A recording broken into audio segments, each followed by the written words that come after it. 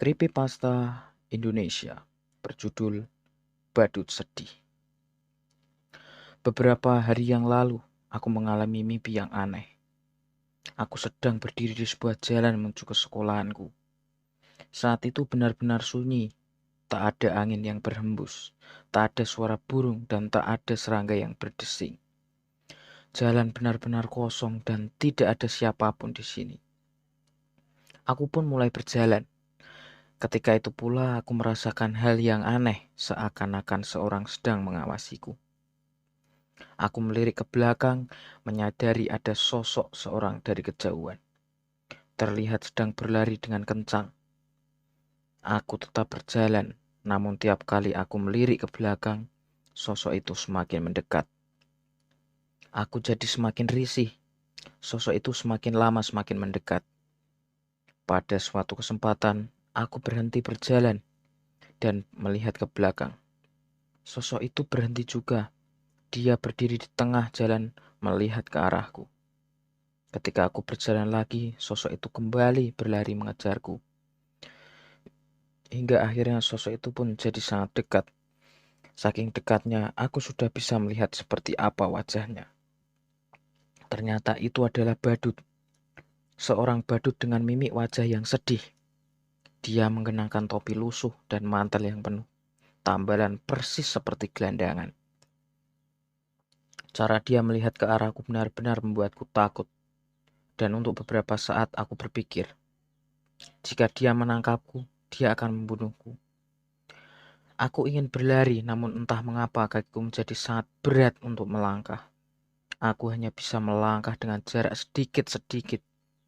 Badut itu semakin dekat, jauh lebih dekat dari sebelumnya. Aku melirik ke belakang. Aku bisa melihat mata badut itu. Dia menangis. Aku melihat sekolahku dengan semakin merasakan kehadiran sosok itu tepat di belakangku. Aku berpikir jika aku berhasil menggapai sekolah, sebelum dia menangkapku, aku akan selamat. Tepat ketika aku mencapai gerbang sekolah, aku kembali melirik sekali lagi. Badut itu sudah tepat berada di belakangku. Tangannya memegang bahuku dan memutar tubuhku ke arahnya. Wajahnya sangat mengerikan. Dia tidak benar-benar marah, melainkan menunjukkan rasa putus asa yang menyeramkan. Air matanya mengalir di pipi yang diwarnai. "Kena kau," katanya. Kemudian yang membuatku heran, dia melepaskanku dan pergi begitu saja. Aku merasa dibodohi. Bagaimana bisa aku jadi demikian bodoh? Aku ketakutan karena hal tak beralasan. Aku menertawai diriku. Badut itu berhenti melangkah dan berbalik. Dia mengambil pisau yang berkarat dari kantongnya dan memegangnya di depan wajahku. "Untuk kedua kalinya aku menangkapmu. Aku akan menyayatmu," katanya. "Untuk ketiga kalinya aku akan membunuhmu. Sampai jumpa lagi." Setelah itu si badut menyeka air mata dari wajahnya dan pergi. Aku terbangun dengan keringat dingin. Semenjak aku mengalami mimpi itu, aku jadi takut untuk tidur.